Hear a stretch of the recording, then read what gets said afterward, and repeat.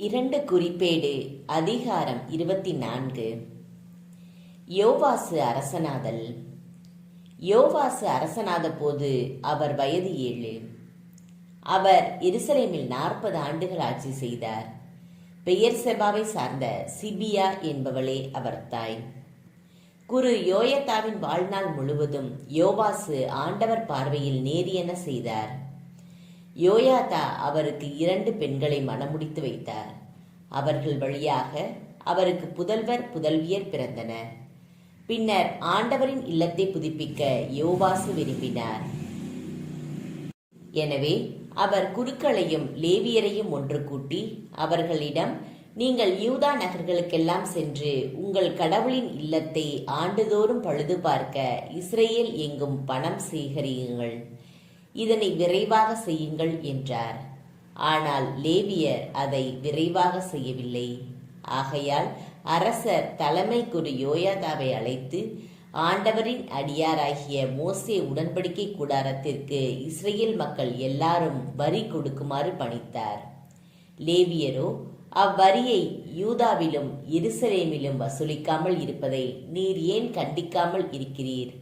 அந்த தீய பெண் அத்தலியாவும் அவளுடைய புதல்வர்களும் கடவுளின் இல்லத்தினுள் வன்முறையாய் நுழைந்து ஆண்டவரின் இல்லத்து புனித பொருட்களையெல்லாம் கொள்ளையிட்டு அவற்றை பாகால்களுக்காக பயன்படுத்தினர் என்றார். பின்னர் அரசரின் கட்டளைக்கேற்ப ஒரு பெட்டியை செய்து அதை ஆண்டவரின் இல்லத்து வாயிலுக்கு வெளியே வைத்தனர். கடவுளின் அடியார் மோசே பாலை நிலத்தில் இஸ்ரேலருக்கு கட்டளையிட்ட வரிப்பணத்தை ஆண்டவருக்கு கொண்டு வாருங்கள் என்று யூதாவிலும் எருசலேமிலும் பறைசாற்றினர். இதை கேட்டு எல்லா தலைவர்களும் மக்களும் மகிழ்ச்சியுற்று தங்கள் வரிப்பணத்தை கொண்டு வந்து பெட்டியில் போடவே பெட்டியும் நிறைந்தது. பெட்டியில் பணம் நிறைந்துவிட்டதை கண்ட லேவியர் பெட்டியை அரசரின் அலுவலரிடம் எடுத்து சென்றனர்.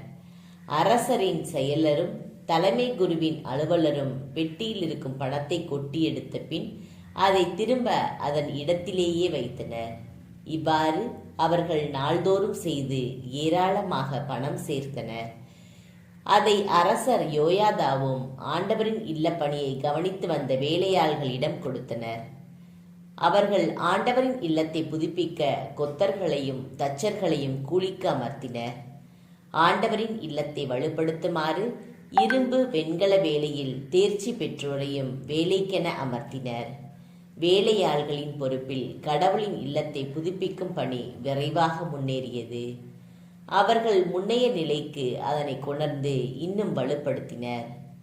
வேலைகள் எல்லாம் முடிந்த பின் எஞ்சியுள்ள பணத்தை அரசருக்கும் யோயாதாவுக்கும் முன்பாக கொண்டு வந்தனர். அவர்கள் அதை கொண்டு ஆண்டவரின் இல்ல பணிக்கென பாத்திரங்களையும் திருப்பணி எரிபலி ஆகியவற்றிற்கான பாத்திரங்களையும் கிண்ணங்களையும் மற்றும் பொன் வெள்ளி பாத்திரங்களையும் செய்தனர்.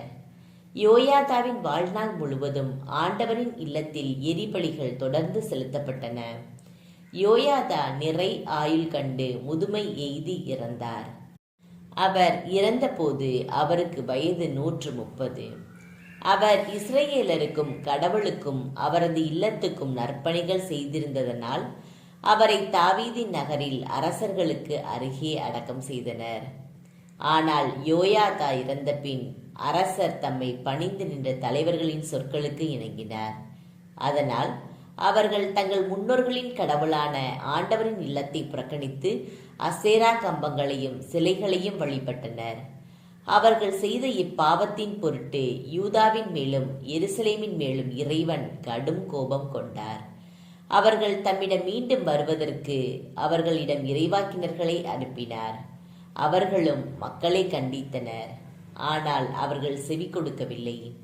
அப்போது கடவுளின் ஆவி குரு யோயாதாவின் மகன் செக்கரியாவின் மேல் இறங்கியது. அவர் மக்கள் முன் நின்று அவர்களை நோக்கி, இதோ கடவுள் கூறுகிறார், ஆண்டவரின் கட்டளைகளை மீறுவதேன்? அதனால் நீங்கள் வாழ்வில் முன்னேற மாட்டீர்களே. ஆண்டவரை நீங்கள் புறக்கணித்ததால் அவரும் உங்களை புறக்கணித்துள்ளார் என்று கூறினார். அவர்கள் அவருக்கு எதிராக சதி செய்து அரசரின் ஆணைக்கேற்ப ஆண்டவரின் இல்லத்து மண்டபத்தில் அவரை கல்லால் எறிந்து கொன்றனர். அவர் தந்தை யோயாதா காட்டிய பேரன்பை மறந்து அரசர் செக்கரியாவை கொல்ல செய்தார். அவர் இறக்கும்போது ஆண்டவர் இதை கண்டு பழி வாங்குவாராக என்றார். யோவாசின் இறப்பு. அடுத்த ஆண்டு சிரியா படையினர் அவருக்கு எதிராக வந்து யூதாவிலும் எருசலேமிலும் புகுந்து மக்களின் எல்லா தலைவர்களையும் கொன்றொழித்தனர். கொள்ளை பொருள்கள் அனைத்தையும் தமஸ்கு மன்னனிடம் அனுப்பி வைத்தனர். சிரியர் மிக சிறு படையுடன் தான் வந்தனர். இருப்பினும் தங்கள் முன்னோரின் கடவுளான ஆண்டவரை இஸ்ரேலர் புறக்கணித்ததால் ஆண்டவர் அவர்களது பெரும் படையை சிரியரின் கையில் ஒப்புவித்தார். அவர்கள் யோவாசை தண்டித்தனர். கடும் காயமுற்ற நிலையில் யோவாசை சிரியர் விட்டு சென்றனர். அவருடைய அலுவலர்களோ அவருக்கு எதிராய் சதி செய்து குரு யோயாதாவின் மகனின் இரத்தப்பழியின் பொருட்டு அவரது படுக்கையிலேயே அவரை கொன்றனர்.